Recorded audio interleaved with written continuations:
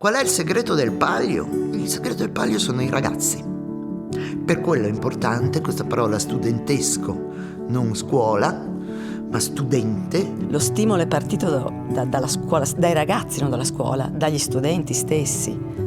E così, è nato così, parlando, dice, però sarebbe bello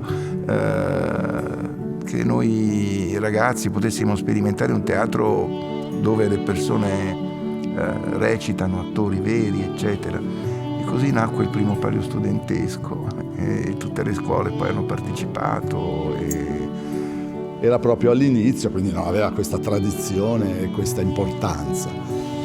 Ma quanti eravamo? Quante scuole eravamo? Non più di 5-6, ecco, 5-6 scuole. È stata la prima rassegna di questo tipo. Naturalmente la cosa si è diffusa e adesso arriviamo a 20, 22, 24 gruppi, no? Poi naturalmente man mano che è andato avanti il Palio ha costituito un messaggio forte, quindi un esempio anche da seguire.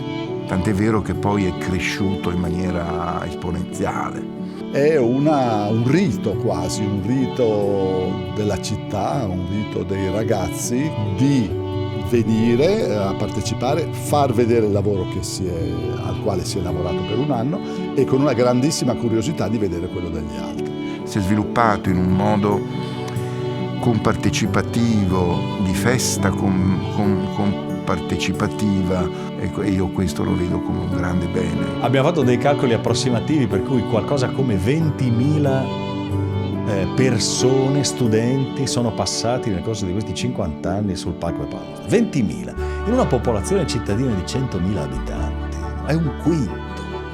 Direi che è un caso unico in Italia, se non in Europa. Io ho degli allievi in accademia, ne ho avuto uno ultimamente dall'Olanda, che una delle prime cose che mi ha chiesto è le notizie del Palio studentesco di Udine, insomma, ecco, per dire.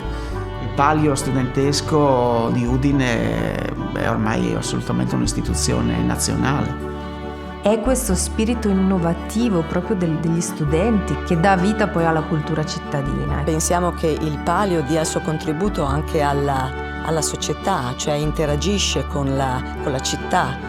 Tutto il teatro che si fa a Udine, anche le strutture grosse, sono nate da lì. Cioè il teatro anche professionale di Udine nasce da un movimento studentesco. Il Palio teatrale studentesco Città di Udine è stato intitolato proprio alla città, significando così una partecipazione collettiva che nel corso dei 50 anni del Palio si è realizzata. Cioè, voglio dire, è come il Palio di Siena, è una cosa che ormai dopo 50 anni è un'istituzione e una tradizione che la città dovrebbe gloriarsi, avere la bandiera, la città del Palio.